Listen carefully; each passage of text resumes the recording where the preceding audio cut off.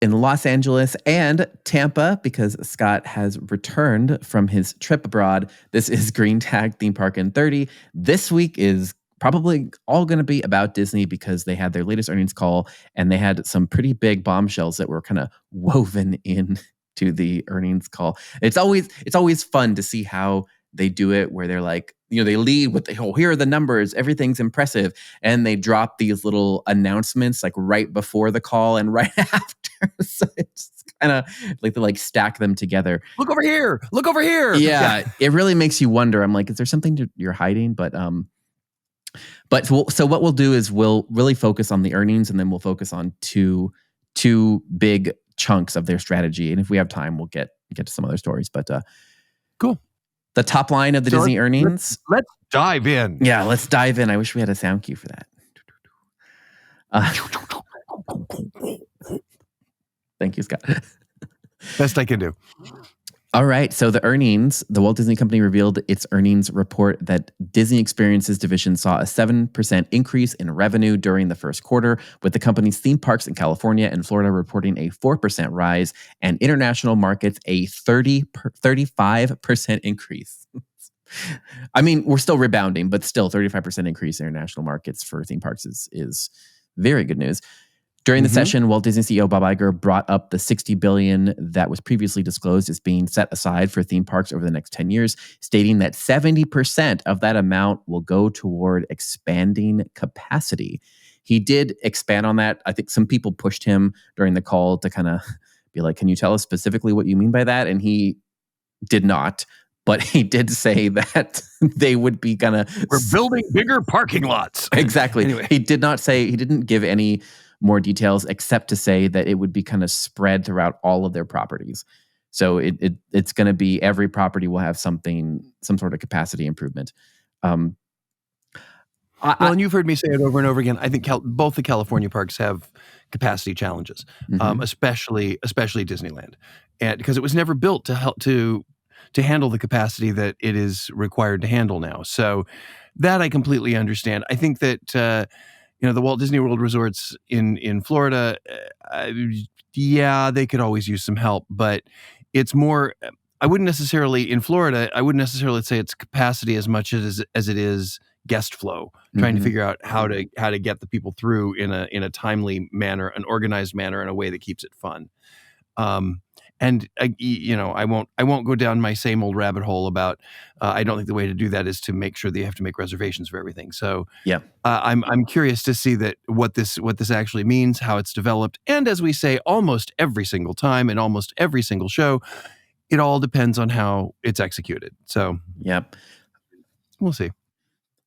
I think this was a lot of nothing, in terms of here's numbers. I mean, I think we all kind of anticipated the numbers would be continuing to climb because the theme park segment is the part of Disney that is going well. I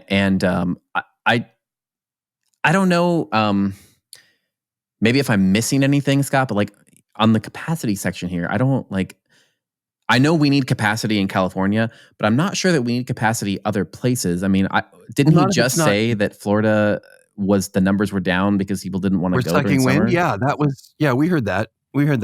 But the other thing too is, Florida has now become a battleground again. Yep. With the opening of Epic Universe, they're nervous. And I don't, this is completely unfair. I'm kind of throwing in something that's not in our show notes at all, but I just wanted to ask because we're hearing rumblings here in Florida now about yet another gate for Disney in Florida, and so much so that people are starting to dig. Now, it could just be rumor. And I know we don't like to report on rumor or even discuss it in great detail. But just the fact that rumor is out there, that they're the what would that be? Fifth Gate Park? Yeah, it would be a fifth gate. Yeah. So looking at the fifth gate rumor, it makes sense because we always see the sort of call and response between Universal Parks in Florida and Disney Parks in Florida. Whenever one does something, the other one has to do something equally as big or equally as exciting. So, and what also adds sort of fuel to the fire for this fifth gate rumor, which I think is, maybe this is the expanding the capacity they're talking about. I don't know. Because a fifth gate would definitely expand capacity. And but the question I have is, does this tie into that elusive villains park that they keep talking about, or does this tie? Who knows? But there is that rumor bouncing around here in Florida. And Philip, you're far more in depth with the actual research and the hard facts. Have you heard anything, or is it just a rumor and discussion? He was asked about the fifth park during the earnings call, and he kind of dodged it, basically. So didn't deny it, but also didn't validate it. So that's why it continues to be a rumor, because he didn't deny it. Correct. Yeah. But it's not, that also could just be, they could just be floating that out there because they want, to keep their stock value high. I mean, I don't know. I just think that like there are some things that are not being discussed, which is, like I just said, do they need the capacity in Florida? What's their long-term plan for Florida? And also, anybody who thinks that the Chinese economy is doing well is not paying attention. And I would want to know, what are your plans to hedge against the Chinese market failing? Because it is like, the stock market in China has lost like 40% of its value. The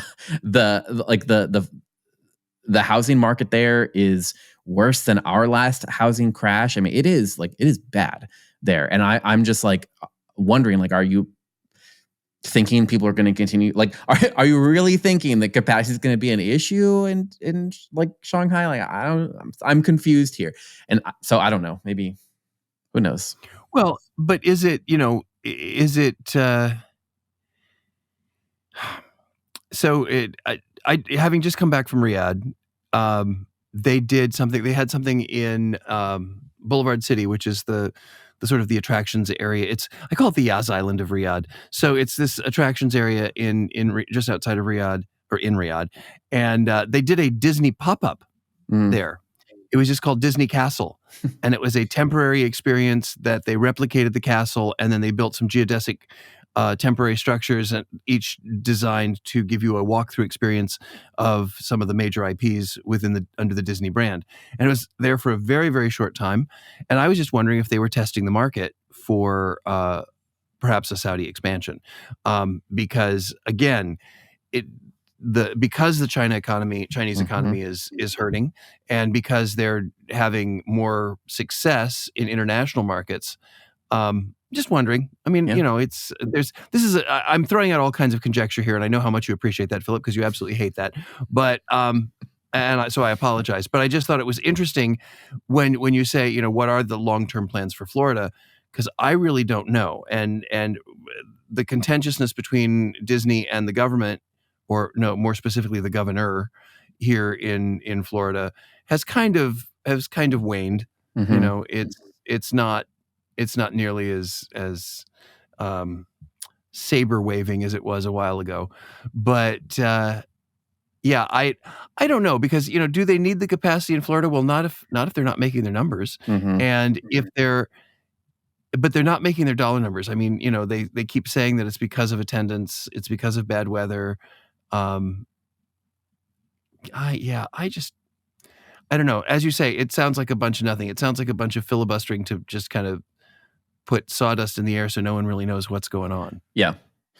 Well, on that, they did give us a few big pieces of information that came out that were I think the announcements didn't all come out during the call, but some of them were referenced during the call. I was going to say, after. weren't these kind of extensions from the call as opposed to embedded within it? Yeah. So this next announcement we're going to talk about was dropped right before the call, and then it was referenced during the call. So I'm sure you all have heard, but Disney purchased a $1.5 billion stake in Fortnite.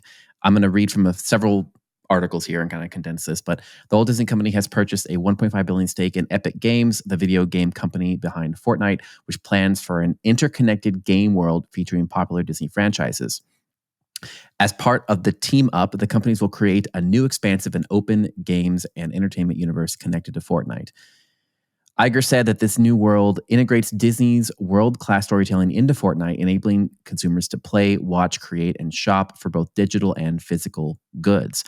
The digital world is growing and evolving with more than 3 billion video game players worldwide who want to move safely and seamlessly between the worlds they love, unleash their own creativity, and experience greater gameplay. Josh Damaro commented that this will enable us to bring together our incredible collection of stories and experiences from across the company for a broad audience in ways we have only dreamed of before. And he continued by saying, Epic Games' industry-leading technology and Fortnite's open ecosystem will help us reach consumers where they are so they can engage with Disney in ways that are most relevant to them. So my big takeaways are that I think Josh hit that line right there about meeting people where they are, I think is the biggest takeaway from this. And we already talked last time about the gaming when we talked about Epic and we talked about Universal's move into it. But essentially, the market for gaming is so much larger than the market for, at this point, movies, theme parks, entertainment, any of that stuff is all dwarfed by gaming, even sports. I mean, everything is dwarfed by gaming.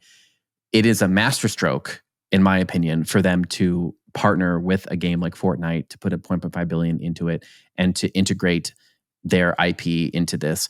Because again, like what do I know? Kind of just sitting over here, but from my perspective, I think Disney has lost the narrative recently about really what they're doing and why they matter. And to me, the narrative for Disney is content is king.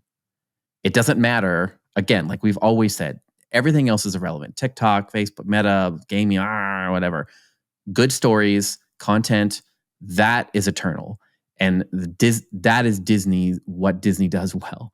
So taking their IPs and bringing them to where people are, I think that is how Disney succeeds. So I think this is excellent. I just think they keep losing the narrative, right? Where they're trying to, streaming and this and that. And it's like, no, like focus on telling good stories and bringing those stories to where people are, whether it be theme parks, whether it be gaming and this and whatnot.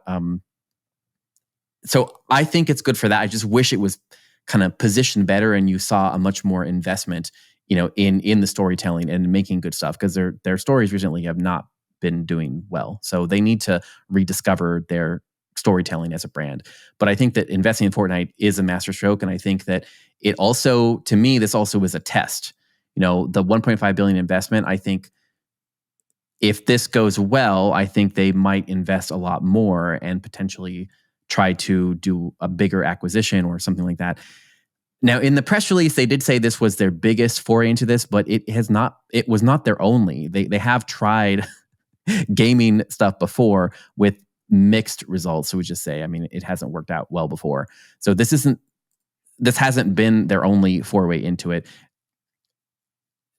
If we remember, like Club Penguin, right? So there's been stuff in the past they've done before that hasn't worked out. But I think that, again, meet people where they are. I mean, that's like, I say that all the time. It's like the Fortnite ecosystem, the gaming engine, the whole, the infrastructure that Epic Games has built is good. And I think that's the difference here is they're meeting the people already in there and they're integrating Disney characters, Disneyland, Disney, all those stuff into the game, right? So it's not changing the gameplay for people. I think that's the key here is they are meeting them again where they are. And I think that's the winning strategy. So I think this is all good. I think it was, if anything, it was underplayed again, because I think they keep losing the narrative on this. They're like, the parks are doing well. We're going to invest in capacity, blah, blah, blah. No, invest in telling good stories and bringing those stories to people.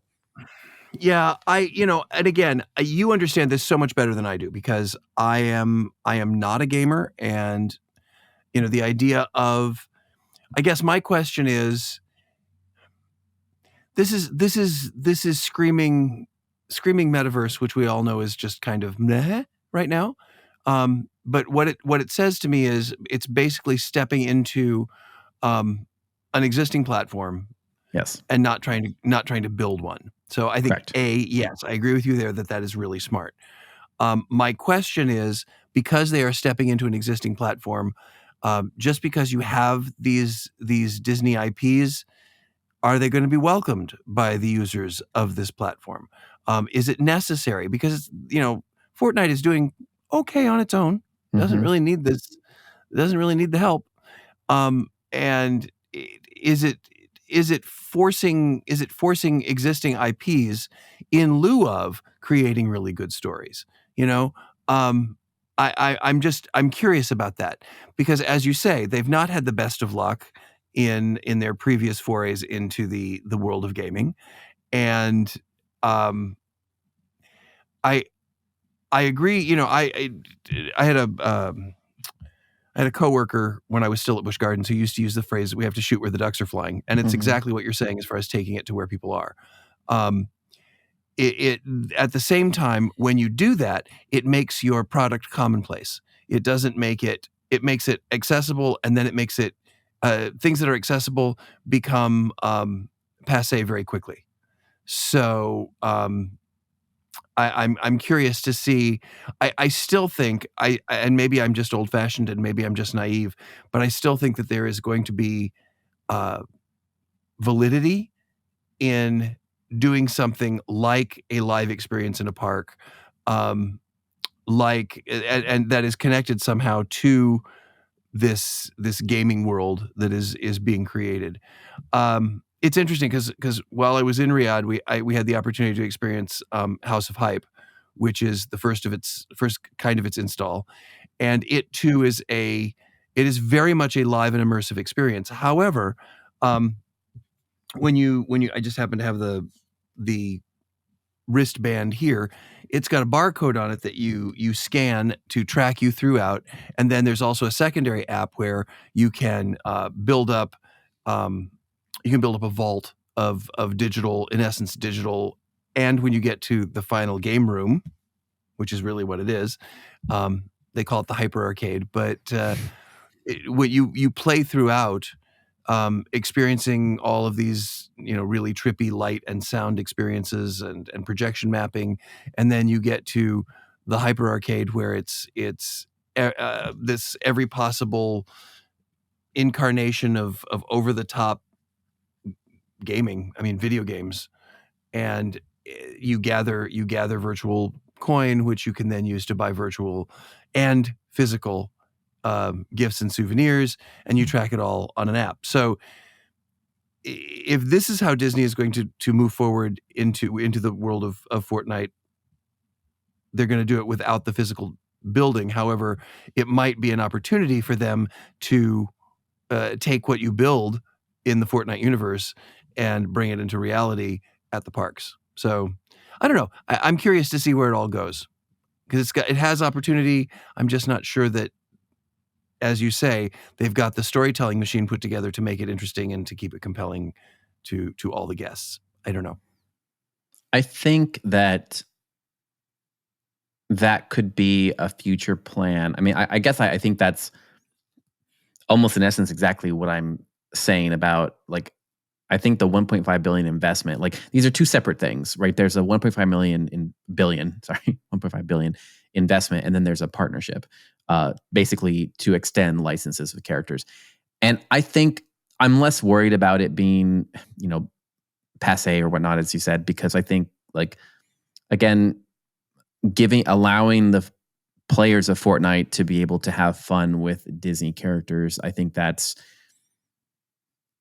allows them to, help it make those characters part of their stories and part of their fun. I think that's a good crossover.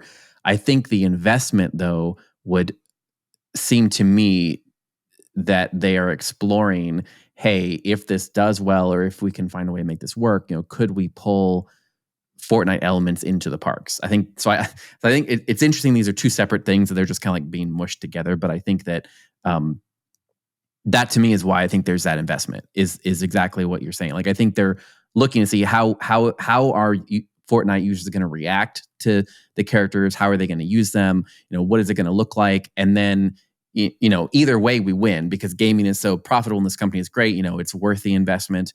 But if it does really, really, really well, and the Fortnite community starts to love and embrace the characters more, and then we can use that to pull more of them into the parks with a Fortnite activity, then that's, I think, where the additional investment, or that investment, like, comes back in.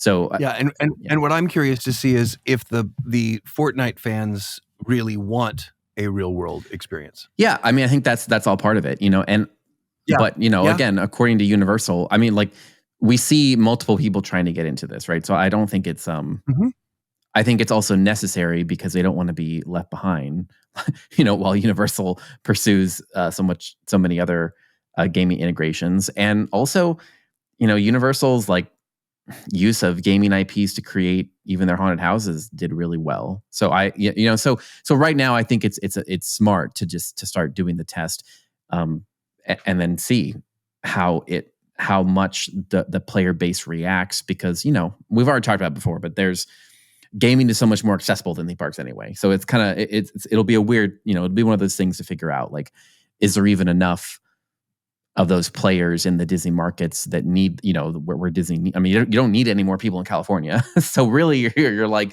kind of looking and saying, are there enough Fortnite players around, Shanghai Disney to help with some push those people into there to help get capacity up? I mean, I don't know. right. Uh, And then like I said, the next question is just based on gamers' habits, are they interested in live experiences? Now, right. uh, Right. having been to Gen Con, they're clearly into coming out and talking about and cosplaying their favorite game characters, et cetera, et cetera. But is that because they feel like there's a sense of ownership and that they wouldn't necessarily have in a theme park? So, Yep. yeah, Yep. I'm curious. Yep. I think this is something we should definitely, and we will, continue to keep an eye on and see where it all goes, because Yep. I could see it. I could see it going really, really well, and I can see it going really, really not well. It's like, Well, it's just like Super Mario World, right? I mean, like that's like people were like, this could go really, really bad because the gaming mhm, community might hate it for the reasons you just said, right. Yeah. and Well, they didn't. I So mean, it's like Pokemon Go. yeah, It's one of those. If it becomes too accessible, does it burn hot and burn fast? That's the thing that I think we need to at least consider in this kind of engagement. But that's probably also why they haven't basically purchased the entire company. They're yeah, just sort of doing they're an dipping their investment. toe in. Yeah, yeah. Yeah.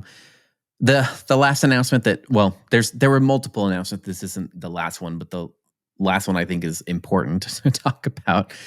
This was announced earlier on the Tuesday before the earnings call. So and it wasn't discussed that much on the call, but basically Disney, Fox, and Warner Brother Discovery announced on Tuesday they would join together and sell access to all the sports they televised through a new streaming service. It'll be available this fall, but literally no other details are known. So they're kind of like everything else, like how much is it going to be? How is it going to work? Is it going to be integrated with the current apps you have or separate? All these, no answers to any of these things. I find it fascinating that they think they're going to get this up and running in 6 months, basically. But yeah, I think this is another space. I worry that this is another thing that kind of loses the narrative. Again, I think that the problem with Disney right now is that it's too large, and if it were just the theme parks, it would be a much better company. It would look much better on paper, right? Just because of this, there's so many things. But live sports is still. Look at the Super Bowl. Had record watchers this year. I mean, live sports is still it's a huge area, and nobody has really figured it out well. There's not really like a yeah, I mean, it's like live sports and then news. Those are the two, I think, areas that there's still potential in, because nobody has really figured out yet how to really. I mean, besides the New York Times, right? But that they can't be everywhere. So you kind of these are the two things that are left, and this is still not going to be every sports package. I mean, it's still like right now, if you had cable, your cable plan would still be better than this because you're still missing a few, key sports people that are not included in this package. But I think it's getting closer, and it could be very interesting, right? It could add this whole dimension if you opened up Disney Plus, and then it would have on it an ability for you to watch sports live, just there in it. So, but I think this is again, I think this is very smart. It's one of the only areas that's left to kind of figure out in these whole streaming consolidation things. If these people really do want to try and be one of the three main, people after the consolidation has got, figured out, having the sports would be an excellent differentiator. It's something that Netflix can't touch, right? So it's really like it's a good differentiator. I just think again it contributes to that loss of the narrative thing, where you're like, okay, so now and you open up Disney Plus and you're like, watch live sports, and you're like, what's that have to do with Moana? Yeah, well, and it's interesting, yes, because that's where I was going to go next. Is when you say lost the narrative, to me, it's I would translate that exact same phrase into watering down the brand. Yeah, I mean the Disney brand. I guess it could be expanded to be wide enough to say, watching sports with the family is still on brand for Disney. Yep. I don't think it can go. I don't think it's necessarily against brand, but one of the things that has always been impressive about Disney to me as a company is their control over brand. And as you say, over the last few years, that has, from my perception at least, has began to slip, because brand is not IP. Yep. Brand is not what you do. It's why you do it and how people feel when they think of your company's name. Yeah. I mean, that's really what brand is. And one of the smartest people I've ever studied with when it comes to brand experiences or branded experiences say that your brand is not what you say you are. It's what your guests say you are. It's what your customers say you are. Mm-hmm. And so that therefore it's hard to control directly. And to your point, with this, with the Fortnite investment, it just keeps diffusing what the Disney brand is, which was for so many years laser focused and very clear. Now, I think the reason they're doing this is because people lost interest in that core brand. There's not enough people out there who care about Moana to really make it happen, to really make it be enough to support the behemoth that Disney has become. And as you say, if it were just the parks and the films, that would be one thing. But it's continuing to expand, perhaps out of necessity. I will grant you that, but it's beginning to expand to the point where you're right. The brand is unclear. The narrative, the storytelling, and not the individual storytelling, which has not been great either over the last few years, but just the storytelling of what Disney is about. Yeah. And when you think of Disney, when I think of Disney, I think of what? Yeah. And that has become very unclear. Yeah. And this is just showing that they're kind of being desperate and continuing to search for those. We've talked a lot about in previous shows about Universal and their expansions and their new forays into new parks and new experiences in Vegas and this kind of thing. But they're all clearly Universal. Yeah. And yet, we had the same discussion with the Universal Family Park, quote unquote family park. So yeah, I'm all for diversity, but you still have to keep it under the brand umbrella. Well, I not to play, I don't know if this is devil's advocate or not, but I think this goes to what I meant earlier by this being the challenge. I mean, this is the challenge of public companies in this way, right? Is because when it becomes large enough like this, you are actually dealing with multiple businesses, right? But because it's one company, then this is why you get the struggle. So it's like, really, I think it's like, so let's say that Disney Plus was its own company, like Netflix, and they were like, look, we are trying to figure out a way to differentiate our catalog, and we are going to really pursue making sure that we are a destination that has a catalog, but also can give you compelling stuff in real time. Mm-hmm. We would be like, oh, that's a valid strategy. That makes sense. But it's because it's this large thing, and because when I say lost the narrative, I mean they're not, it's like Iger isn't sitting here saying, and this is how this relates to what we're trying to achieve as a full company. Right, you know what I mean? When Disney Plus started, the whole purpose, the whole branding and marketing campaign was a place to basically explore the Disney vaults, and it started on brand. Yeah, it started on brand because It you're started like very much on brand. accessibility to their storytelling is what it was. Yeah, accessibility to their classics, accessibility to their storytelling, and of course, the whole Star Wars universe. That was the Yeah. 1-2 punch, and why so many people wanted to check into Disney Plus. But they weren't prepared to continue to develop new product, because once you've watched all that, I mean, I can't tell you how many people I know who signed up for Disney streaming, Disney Plus, watched all the movies they wanted to watch, and then canceled their subscription. So yeah, that was my maybe early, that's my earlier point. Is in like they've lost a narrative in terms of what makes us good as storytelling. And I think now, like, I agree with Iger in that he's like, we need to make streaming a successful business in and of itself. Like, our streaming can't lose money. It needs to be successful. And to do that, we need to potentially capture some of this and blah, blah, blah. Like, fine. Yeah, it's really is a catch-22 though, because the more you diversify, the more you water down the core brand, and the more you run the risk that the people who are true brand devotees will become less and less interested, because it's just another streaming. And as we always say in this show, this is just another bad transition because we're out of time. So, wow, that was lame. Okay, so I told Philip this is going to be my show of transitions, and boy was I wrong. But anyway, it's not the first time, nor will it be the last. However, it will be the last for this particular show. So, on behalf of Philip Hernandez with Gantom Lighting and the Haunted Attraction Network, and myself, Scott Swenson with Scott Swenson Creative Development, this has been Green Tagged Theme Park in 30, and we look forward to seeing you all next week.